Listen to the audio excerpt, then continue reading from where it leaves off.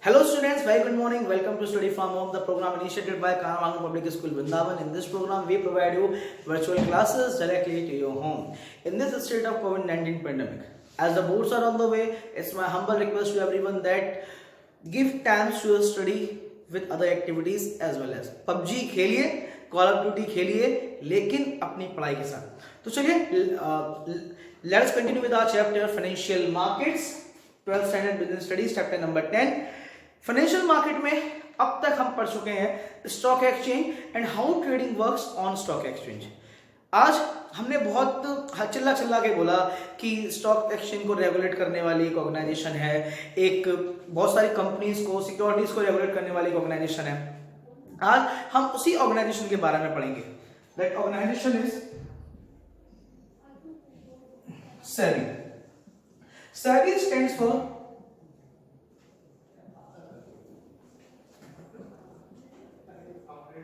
Security Exchange Board of India.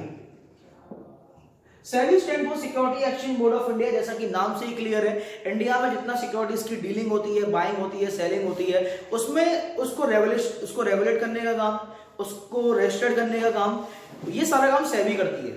And any of the company cannot start its business activities even without the approval of SEBI. ये 11th में था, जो 11th में जब हम formation of company chapter पढ़ते हैं उसमें लास्ट पॉइंट क्या था? Subscription of capital. Subscription of capital में जब भी आप कोई कंपनी ने इक्विटी इशू कर रही है, शेयर होल्डिंग इशू कर रही है, तो उस केस में सेबी का अप्रूवल बहुत ज्यादा रिक्वायर्ड है और सेबी अप्रूव्ड कंपनी ही स्टॉक मार्केट पे स्टॉक एक्सचेंज पे लिस्टेड होती है. अब सेबी आपका इंडियन गवर्नमेंट ने एस्टेब्लिश किया था in the year of 1988. SEBI आपका एस्टेब्लिश हुआ था 1988 में, ठीक है, जिससे कि इंडिया में जो शेयर मार्केट में फ्रॉडलेंट या ऐसी कोई भी एक्टिविटी हो, उस एक्टिविटी को कंट्रोल किया जा सके और इन्वेस्टर्स के पैसे के साथ कहीं भी किसी तरह की 1% भी कोई फ्रॉडलेंट या इलीगल एक्टिविटीज नहीं हो. ठीक है. अब सेबी को किया क्यों गया? सेबी के एस्टेब्लाइजेशन के रीजन क्या थे? सेबी के एस्टेब्लाइजेशन के रीजन थे कि स्टॉक एक्सचेंज में कभी कभी शेयर डिलीवरी में डिले हो जाता था, पेमेंट में डिले हो जाता था, बहुत बड़े फ्रॉडलेंट्स भी कई सामने आए. तो यानी कि इन्वेस्टर्स हमेशा खतरे में रहते थे. इन्वेस्टर्स एंड जो आपकी डेफिसिट यूनिट्स हैं उन दोनों को खतरा बना रहता था. अब लोगों में डर था कि अगर ये गवर्नमेंट के हाथ में नहीं आएगा तो गवर्नमेंट को ये डर था कि अगर लोगों का बिलीफ फट गया तो इससे कंट्री की इकोनॉमी को बहुत बड़े रिसेशन का सामना करना पड़ सकता है. तो गवर्नमेंट ने इसी पॉइंट ऑफ व्यू के साथ सेबी को एस्टेब्लिश किया जिससे कि इंडियन कैपिटल मार्केट पे नजर रखी जा सके और किसी भी तरह की इन्वेस्टर्स के अगेंस्ट कोई एक्टिविटी ना हो और उनके फंडामेंटल राइट को प्रोटेक्ट किया जा सके. तो ये था मेन रीजन सेबी को एस्टेब्लिश करने का. अब सेबी का पर्पस क्या है? सेबी के पर्पस को हम 3 तरीके से डिवाइड करते हैं. पर्पसेस ऑफ सेबी कैसे? एक है हमारा टू इशूअर्स, यानी जो सिक्योरिटी इशू कर रहे हैं, to investors and to brokers और इंटरमीडिएट्स. अब इशूअर्स को क्यों? सेबी का जो मेन पर्पस था इशूअर्स के लिए, उनको मार्केट प्रोवाइड करवाया जा सके. ठीक है, एक बहुत बड़ा मार्केट उन्हें मिलेगा तो उनके पास इन्वेस्टमेंट आने के चांसेस बहुत ज्यादा बढ़ेंगे. इन्वेस्टर्स को क्या था? इन्वेस्टर्स को सिक्योर्ड इन्वेस्टमेंट मोड प्रोवाइड कराया जा सके. इन्वेस्टर्स को ये भरोसा हो जाए कि अगर वो पैसा इन्वेस्ट कर रहे हैं तो उनका पैसा वो वेस्ट नहीं जाएगा. There is a watch dog over there. मैं एक टर्म यूज कर रहा हूं, watch dog. Watch dog SEBI से जुड़ा हुआ टर्म है. SEBI was left as the watch dog of the security market of India. India के सिक्योरिटी मार्केट में एज अ वॉच डॉग काम करता है सेबी. यहां से क्वेश्चन बन सकता है 1 नंबर का, बहुत इजीली पूछा जाता है. ठीक है, अभी मैं आपको जब आपको मैं केस स्टडी दूंगा तो वहां पे आपको इस तरह का क्वेश्चन मिल सकता है. एंड ब्रोकर्स के लिए क्या रिस्पॉन्सिबिलिटी है? ब्रोकर्स से इंटरमीडिएट्स के लिए भी it provides a competitive professional market. ये इनको एक कंपेटिटिव प्रोफेशनल मार्केट जो है वो प्रोवाइड करवाता है। ये हमारा फंक्शन है सेबी का। अब सेबी के कुछ ऑब्जेक्टिव्स हैं, मैंने साइड वाले वीडियो में भी किए डिस्कस। स्टॉक एक्सचेंज की एक्टिविटीज को रेगुलेट करना, फ्रॉडलेंड को रोकना, ब्रोकर्स को मार्केट प्रोवाइड करवाना, इसके अलावा इन्वेस्टर्स के राइट को प्रोटेक्ट करना। तो ये कुछ हमारे ऑब्जेक्टिव थे सेबी के। अब इसके बाद मैंने सेबी को और एक्सप्लेन किया है in the video of slides, so let's move to that part of the video. Security and exchange board of India. In the previous part of the video आपने देखा SEBI stands for security exchange board of India and it was established by the government of India on 12 April 1988 as the interim administrative body to promote the development of securities market. जो India का share market है, securities market है, उसको regulate करने के लिए, उसके development के लिए सेबी का एस्टेब्लिश किया गया था ऑन 12 अप्रैल 1988। ठीक है, जिससे कि इन्वेस्टर्स के इंटरेस्ट को प्रमोट किया जा सके और मार्केट में सिक्योरिटीज को रेगुलेट किया जा सके। जो सेबी के ऑब्जेक्टिव हैं क्या है? Regulate, protect, prevent. रेगुलेट का मतलब stock exchange and the securities industry to promote it systematic functioning. SEBI का अप्रूवल है स्टॉक एक्सचेंज को रेगुलेट किया जाए जिससे कि प्रॉपर फंक्शनिंग होती रहे। जो इन्वेस्टर्स के राइट को प्रोटेक्ट किया जाए, उन्हें गाइड किया जाए, उन्हें एजुकेट किया जाए। प्रिवेंट, जो मॉल प्रैक्टिसेस हैं, जो आपकी फॉर्जरी है, ठीक है, जो सेल्फ रेगुलेशन है, उसको ख़त्म किया जाए। वो एक स्टैचुरी रेगुलेशन के अंडर काम करें, एक गवर्नमेंटल ऑर्गेनाइजेशन के अंदर काम करें, गाइडलाइंस के अंदर काम करें, ठीक है, ऑल इन ऑल नहीं हो जाए। ठीक है, and to develop a code of conduct. एक कोड ऑफ कंडक्ट डेवलप किया जा सके जिससे कि एक यूनिफॉर्मिटी मेंटेन रहे सिस्टम में। ठीक है, तो ये थे ऑब्जेक्टिव ऑफ सेबी। ठीक है, ये हमने पढ़ लिया। अब सेबी की कुछ पर्टिकुलर रिस्पॉन्सिबिलिटीज होती हैं, पर्पस होता है, रोल होता है सेबी का, और हर पर्टिकुलर पार्ट ऑफ सोसाइटी के लिए रोल अलग अलग है। जैसे इशूअर्स के लिए, यानी जो सिक्योरिटी इशू कर रहा है, ठीक है, टू प्रोवाइड अ मार्केट, यानी कि जो आपकी डेफिसिट यूनिट है उनके लिए क्या है? एक मार्केट उन्हें प्रोवाइड करना, जिससे कि जो फाइनेंस है वो इजीली रेज किया जा सके, इजी, फेयर, एफिशिएंट मैनर में फाइनेंस रेज किया जा सके। इन्वेस्टर के लिए protection of investors right and interest through adequate, accurate and authentic information. Investor के पास adequate, accurate and authentic information रहे। ये भी सेबी चेक करती है कि कहीं कोई फॉर्जरी या कहीं भी मॉल प्रैक्टिस तो नहीं हो रही है। इंटरमीडिएट्स के लिए क्या है? एक competitive, professionalised and efficient infrastructure तैयार हो जो फेयर तरीके से काम करे, स्पेकुलेशन भी हो, वो फेयर तरीके से हो। ठीक है, तो ये थे हमारे रोल ऑफ सेबी। अब फंक्शंस जो सेबी के हैं वो मेजर 3 फंक्शन होते हैं: protective function, regulatory function and development function.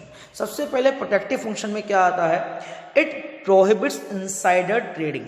Insider trading क्या होता है? देखिए, इंसाइडर ट्रेडिंग का मतलब है कि सपोज कीजिए किसी इन्वेस्टर और कंपनी का डायरेक्ट कॉन्टैक्ट हो, ठीक है, तो कोई बहुत बड़ा इन्वेस्टर है, $1 मिलियन की बात करूँ तो उस केस में क्या होता है कि उन कंपनीज के इनसाइड फंक्शन से या किसी एम्प्लॉय से या सीईओ से कांटेक्ट करके कोई भी इन्वेस्टर जो है वो चेकआउट कर सकता है कि कंपनी के शेयर का प्राइस कैसा जाएगा, फिर उसके अकॉर्डिंग वो इन्वेस्ट करेगा। ठीक है, तो ये चीज़ खत्म की जाए कि कहीं कोई इंसाइडर ट्रेडिंग ना करे, इस तरह की मॉल प्रैक्टिस नहीं हो। तो it prevents insider who have access to price sensitive information regarding securities of the company. ठीक है, ये प्रोहिबिट करता है कोई भी इंसाइडर ट्रेडिंग ना करे, ऐसा इंसाइडर जिसके पास कंपनी की सिक्योरिटीज़ के रिगार्डिंग, सिक्योरिटीज़ के प्राइस के रिगार्डिंग जैसी कोई सेंसिटिव इंफॉर्मेशन हो। It prohibits fraudulent and unfair trade practices. ये फ्रॉड्स और अनफेयर ट्रेड प्रैक्टिसेस से प्रोटेक्ट करता है इन्वेस्टर्स को। ठीक है, उसके बाद like making misleading statements and price ranging. It promotes fair practices and code of conduct. ये फेयर प्रैक्टिसेस आपका प्रैक्टिस में लेके आते हैं, ये आपके इन्वेस्टर्स को एडुकेट करने का काम करते हैं, जिससे आपके इन्वेस्टर्स हैं वो एडुकेट रहे हैं कहाँ पे उन्हें पैसा इन्वेस्ट करना है, किस तरीके से इन्वेस्ट करना है, एंड इन्वेस्टमेंट को प्रमोट करना। अल्टीमेटली इन्वेस्टमेंट के लिए लोग प्रमोटेड हो। डेवलपमेंट फंक्शन का मतलब, डेवलपमेंट मतलब promotes, the SEBI promotes training of intermediates of the security market. जो security exchange board of India है, ये जो स्टॉक मार्केट के इंटरमीडिएट्स हैं, ब्रोकर हैं, उनकी ट्रेडिंग पे भी बहुत ज़्यादा एनफोर्स करता है। It permit internet trading in a limited way through registered stock brokers. और ये इंटरनेट ट्रेडिंग को परमिट करता है, यानी कि जितना भी इंटरनेट ट्रेडिंग होती है वो सारा का सारा रजिस्टर्ड स्टॉक के थ्रू, रजिस्टर्ड ब्रोकर्स के थ्रू होती है। ठीक है, और it accepted a system of using the stock exchange to market IPOs. ये उस सिस्टम को भी एक्सेप्ट करता है, ठीक है, जो स्टॉक एक्सचेंज जो इनिशियल पब्लिक ऑफरिंग करते हैं इलेक्ट्रॉनिकली। जो उसका रेगुलेटरी फंक्शन है, रेगुलेटरी फंक्शन क्या कहता है? Regulatory function registers and regulates the working of stock broker, sub broker, share transfer agents. ये क्या इसका जो मेन फंक्शन है वो है रजिस्ट्रेशन एंड रेगुलेशन है, ठीक है। It regulates take over of companies, company जो टेक ओवर होती हैं on the base of security, उसमें सेबी की एक बहुत बड़ा रोल होता है। उसके बाद it conducts inquiries and audits of the stock exchange, stock exchange में की ऑडिट्स हैं, इंक्वायरीज है, ये सारा सेबी के हाथ में होता है। And it registers and regulates the working of mutual fund, जितना भी म्यूचुअल फंड की भी फंक्शनिंग है वो भी सारा सेबी के हाथ में होती है, ठीक है। अब ये कुछ एक फ्लो चार्ट है जहाँ पे सेबी के सारे फंक्शंस बताए गए हैं। इस फ्लो चार्ट को आप बहुत अच्छे से एक बार स्टडी कीजिएगा, ठीक है। उसके बाद हम करेंगे चैप्टर की केस स्टडीज। तो इसी के साथ ये चैप्टर खत्म होता है फ्रेंड्स। अगर आपको इस चैप्टर से कहीं भी कोई क्वेरी है तो आप लोग पूछ सकते हैं लाइव क्लास में या कमेंट सेक्शन में। तब तक के लिए thank you students, have a very wonderful day, stay home, stay safe. Hello students, in the previous part of the video we learnt about SEBI, its functions and objectives. Now let us see some MCQs and case study related to those topics that we have covered in this chapter. सबसे पहले MCQ देख लेते हैं हम। Dash is a legal document as it help to settle disputes claim between investor and broker। तो इसके लिए जो आंसर होगा वो होगा contract note. Contract note is the that document that settles the claim between investor and broker।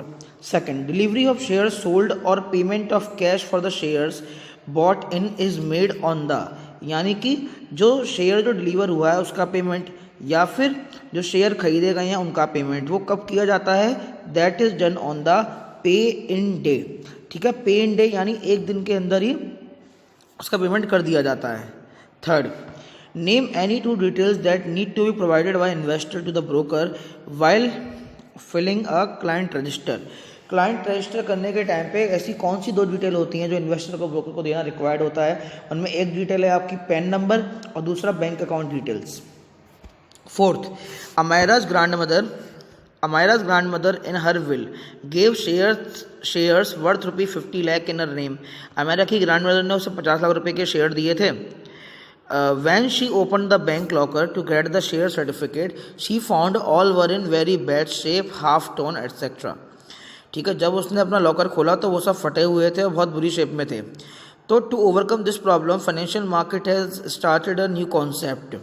इस तरह की प्रॉब्लम से बचने के लिए एक कॉन्सेप्ट इंट्रोड्यूस किया गया, वो क्या है? That is the concept of dematerialisation, जहाँ पे जो सिक्योरिटीज एंड शेयर हैं वो आपके इलेक्ट्रॉनिक फॉर्म में रखे जाते हैं rather than kept those in physical form in papers. 5, SEBI is called as watchdog of stock exchange. ये मैं आपको पहले ही बता चुका हूँ, option number C is the correct answer for this question. So let us move to some case studies. Case study क्या है? केस स्टडी देखते हैं हम। Case study number 6 as per this question is unique securities private limited was established. देखिए, let me grab the stylus first. Unique Securities Private Limited was established to deal in securities. It was registered as a stockbroker with the National Stock Exchange। Unicorn securities हैं ये NSE में as a stock broker registered था। NSE BSE दोनों में registered था to trade in securities listed at these exchange, जिससे कि इन दोनों स्टॉक एक्सचेंज में जितनी भी सिक्योरिटीज लिस्टेड है उनमें ट्रेड कर सके। It is also a depository participant with CDSL and NSDL। ये डिपॉजिटरी पार्टिसिपेंट के रूप में भी काम करता है along with CDSL and NSDL। In the first 3 years it developed its business successfully। Beginning के 3 years में इसका जो बिजनेस था वो बहुत सक्सेसफुली ग्रो हुआ। After that the composition of board of directors changed, some customers complained to the customer care center of the company that shares purchased by them and for which the payment has been duly made were not transferred to their demat account. यानी कि जो share का जो sales and purchase है वो उनके demat account में transfer नहीं हो रहा है यूनिकॉर्न सिक्योरिटीज़ के द्वारा। लोग परचेज तो कर रहे हैं लेकिन वो शेयर उनके अकाउंट में आ नहीं रहा है। The executive of customer care center promised the aggrieved customer that their shares will be transferred to their respective demat account. Customer care वाले ने उनको इन्फॉर्मेशन दे दी कि बहुत जल्दी आपके अकाउंट में शेयर जो है वो ट्रांसफर कर दिए जाएंगे, but the company delayed the matter and didn't transfer the shares of customer to their demat account. लेकिन कंपनी ने और डिले कर दिया और शेयर टाइम पे ट्रांसफर नहीं हुए डीमैट अकाउंट में। This eroded investors confidence and multiplied their grievance. इससे उनकी प्रॉब्लम बढ़ गई एंड वो और समस्या में आ गए जो इन्वेस्टर थे। Identify the step of trading procedure in a stock exchange which has not been followed by unicorn service private limited. Trading का कौन सा step unique service private limited ने फॉलो नहीं किया, ठीक है। इसमें डिलीवरी ऑफ शेयर्स, यानी कि जो शेयर की डिलीवरी करनी थी टाइम पे जो ब्रोकर को, वो उन्होंने टाइम पे नहीं किया। Delivery of shares from directly to investors demat account by the broker की ये ड्यूटी होती है कि सारी फॉर्मेलिटीज़ फिलअप होने के बाद वो क्या करता है, शेयर्स को इलेक्ट्रॉनिक फॉर्म में डीमैट अकाउंट में ट्रांसफ़र कर देते हैं। तो ये एक पॉइंट है जो यहाँ पे फुलफिल नहीं किया गया है। सेकेंड क्वेश्चन क्या कहता है, name the apex statutory body of capital market to whom customer can complain to related to these grievance। इस तरह की जो कंप्लेंट्स होती हैं इसके लिए एक particular body government of India ने बना रखी है, that body is known as the SEBI. SEBI stand for security exchange board of India that act as the watchdog of security market in India. चलिए नेक्स्ट केस स्टडी देख लेते हैं, 7 and 8। 7 क्या है, ABC लिमिटेड, ये CBSE सैम्पल पेपर 2016 का question है। ABC limited issue prospectus for the subscription of its share for ₹500 crore. ABC limited ने प्रॉस्पेक्टस इशू किया अपने 500 करोड़ शेयर को सब्सक्राइब करवाने के लिए, ठीक है, in 2008। The issue was over subscribe by 20 times. जो इशू थे ये 20 टाइम ओवर सब्सक्राइब हो गए। The company issued shares to all applicants on pro rata basis. Company ने सबको क्या है, प्रो राटा बेसिस पे सबको शेयर इशू कर दिए। अब लेटर से भी inspected the prospectus and found some misleading statement about the management of the company unit. जब सेबी ने उनके प्रोस्पेक्टस को चेक किया तो उसमें कुछ मिसलीडिंग स्टेटमेंट सेबी को मिले। SEBI impose penalty of 5 crore. SEBI ने उस कंपनी में 5 करोड़ की पेनल्टी लगाई and band it's 3 executive directors for dealing in securities market for 3 years. और उसके जो 3 एग्जीक्यूटिव थे उनको रेस्ट्रिक्ट कर दिया कि वो अगले 3 साल तक मार्केट में सिक्योरिटीज़ की ट्रेडिंग नहीं कर पाएंगे। Identify the function and the type performed by SEBI in the above case. अब यहाँ पे जो फंक्शन और टाइप की बात की गई है, यहाँ पे बात की गई है प्रोटेक्टिव फंक्शन की, that prohibited the fraudulent under fair trade practices. यहाँ पे जो अनफेयर ट्रेड प्रैक्टिस हुई है उसको प्रोटेक्ट करने के लिए सेबी ने अपना प्रोटेक्टिव फंक्शन इम्प्लाई किया है, जिससे कि जो इन्वेस्टर्स हैं उनको फ्रॉडलेंट या किसी भी और अनफेयर प्रैक्टिसेस से दूर रखा जा सके और प्रोटेक्ट किया जा सके, ठीक है। ये था हमारा 7th क्वेश्चन। क्वेश्चन नंबर 8 क्या कहता है, क्वेश्चन नंबर 8 कहता है Charu is a chartered accountant in Prakash limited. Charu एक प्रकाश लिमिटेड है कोई जिसमें CA हैं। During the course of meeting with directors she came to know that as against the previous years the company is going to declare handsome dividend offer. Company previous year की तरह इस year भी एक बहुत अच्छा dividend offer या profit offer जो है डिक्लेयर करने वाली है। It is observed that when such news became public then the share market jumps up. और ये ऑब्जर्व किया गया कि जब ये न्यूज़ पब्लिक होती है तो शेयर मार्केट बहुत ज़्यादा ऊंचाई पे चला जाता है, नहीं बहुत ज़्यादा डिमांड बढ़ जाती है शेयर्स की, ठीक है। Considering it Charu purchase large number of company share before the news reach the public, ठीक है। अब उसके बाद चारू ने क्या किया, चारू को ये बात पहले से पता थी तो उसने बहुत लार्ज नंबर ऑफ शेयर जो है वो परचेज कर लिया, ठीक है, पब्लिक तक पहुंचने से पहले ही। अब identify the type of mall practice used by Charu, यानी कौन सा ऐसा प्रोहिबिशन है जो चारू ने किया है। चारू ने जो यहाँ पे मॉल प्रैक्टिस की है या जो इलीगल ट्रेड में जिसमें वो रही है वो है इनसाइडर ट्रेडिंग। उसको कंपनी के अंदर की इन्फॉर्मेशन थी, उसको डायरेक्टर से जान पहचान थी, उसे पता था कंपनी की सिचुएशन क्या है, उसने वहीं से शेयर्स को परचेस कर लिया। ये एक इलीगल एक्टिविटी है, ये मॉल प्रैक्टिस है। इनसाइडर ट्रेडिंग बंद होनी चाहिए बिकॉज जो शेयर्स होते हैं वो पब्लिक इशू के लिए होते हैं। सेकेंड जो है name the authority which regulate such behaviour, right any 3 other function of this authority. जो अथॉरिटी की मैं बात कर रहा हूँ, जो अथॉरिटी यहाँ पे इस चीज़ को रेगुलेट करती है वो रेगुलेट रेगुलेट करती है SEBI, security exchange board of India, and इसके जो फंक्शंस हैं वो आप बुक में देख सकते हैं। तो ये था हमारा chapter financial market. After this video I am going to put another video regarding previous 5 year question of the same chapter. तब तक के लिए thank you students, have a very good day, stay home, stay safe.